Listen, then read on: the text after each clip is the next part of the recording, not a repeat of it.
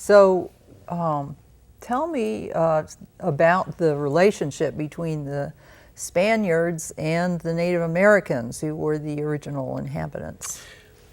Well, there's good and bad, as there is with just about anything, but I tend to, I have a friend who's a historian that tends to go towards the, he says he teaches the good, bad, and the ugly, but I think he teaches the bad, ugly, and worse, because he tends to take the negative side of it. But there were some very positive things that happened as a result of Kino coming to the area. Before that, though, disease preceded the Spaniards. They landed, of course, in the Caribbean and then conquered Mexico. And the germs that they brought, smallpox, measles, things that the Native Americans didn't have any resistance to. And it's estimated that for the whole continental United States, probably 80% of the Native Americans were killed off by disease before the permanent settlement ever existed. So Kino encountered some people that were on pretty hard times and difficulties with famine and drought as well. He brought with him bountiful crops of fruit trees, figs, pomegranates, quinces, wheat. This was something that was cold resistant. They could grow this longer into the winter, so there wasn't that starving period in January and February. They were able to grow lots of wheat in Arizona, but most importantly, they brought livestock. They brought horses and cattle. And my friend Big Jim Griffith likes to say that Kino introduced the beef burrito to Arizona because a burrito is a flour tortilla, and they wouldn't have the flour tortilla without the wheat. Right. And you wouldn't have the beef without Father Kino. At one point, he drove, I think it was in the late 1690s, he drove 2 herds, 750 cattle each, to Santa Vera del Bac. And he had trained Indians from his mission down in Mexico to be the first cowboys in Arizona in the 1690s. Isn't that something? I think it is, yeah. Wow. So you had mentioned earlier about the Spanish peace policy, or what was that? Yes, I mentioned that in the book. There was a viceroy named Galvez, and Galvez had been a commandant or a military officer in Texas and had dealings with the Comanches, much tougher than Apaches, or equally as tough to work with as Apaches.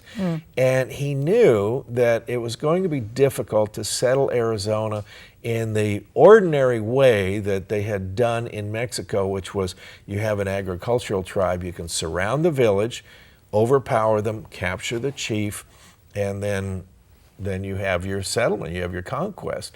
But with the smaller hunter-gatherers, who are essentially a semi-nomadic raiding culture of small bands, and not an area that you can really surround, they had to use a different method. And Galvez developed what we call the peace policy, which was to, first of all, go full bore with chasing Apaches until they realized they were outnumbered or outgunned, and then offer if they would come and live at an establishment of peace near the forts. And there were 22 forts across from the Gulf of Mexico to almost to the Gulf of California. The Spanish government would provide beef, blankets, and bad guns. The idea was that when the guns broke, they would need a gunsmith, and they just couldn't take the guns and go back into the hills. So more than 2,000 Apaches settled in these settlements, and the one that was near the fort in Tucson in the 1790s was right where Dunbar School is now. And so that policy worked pretty well. It was many moved in, and then they also served as auxiliaries and rode along with the Spanish soldiers, chasing other Apaches, sometimes their cousins, who were raiding the horse herds at the forts. And they were these friendly Apaches, or Manzo Apaches, Apaches de Paz was another name that they called them, were paid in horses for their work as auxiliary soldiers. That sounds like a good arrangement. It was, Right. until Mexico won its independence, and then they couldn't afford to pay the beef, blankets, and guns, and then the Apaches, this was in 1821, the Apaches moved back to Aravaipa, to eastern Arizona for the most part, and increased their raiding again. And by this time there were large cattle ranches, and by the 1830s, the Mexican citizens, the Republic of Mexico, pretty much abandoned Arizona. When the U.S. troops came in 1846, there were no Mexican ranches left because the Apaches had driven them out.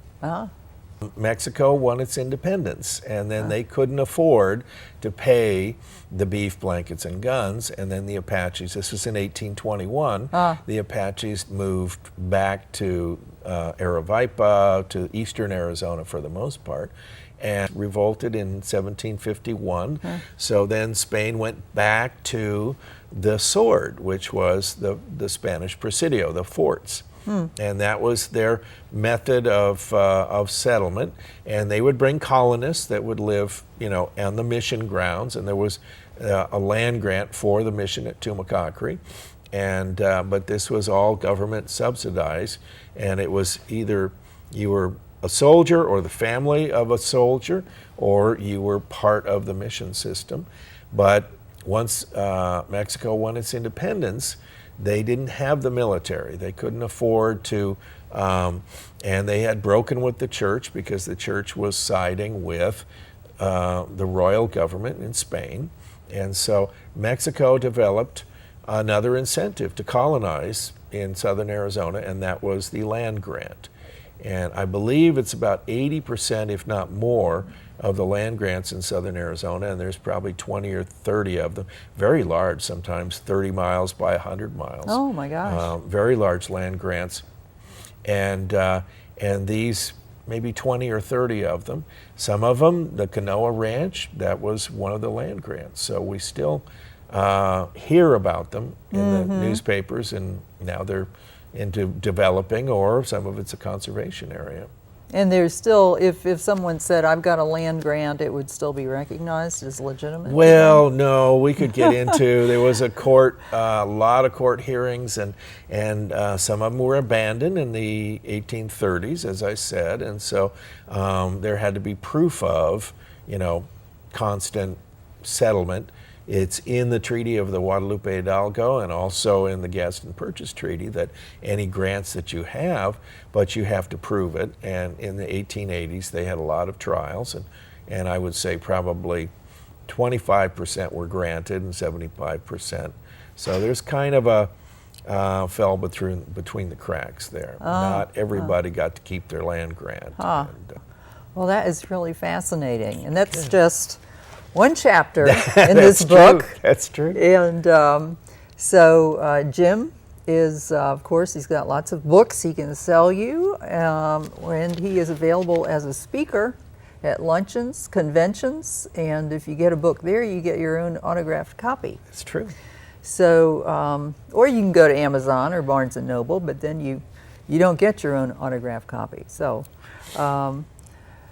thank you so much, Jim. Thank you. And I want to say the website, Yes. www.jimturnerhistorian.org. Right, So, and it should be on your screen. great. So, I recommend the book. It's a great read. Great.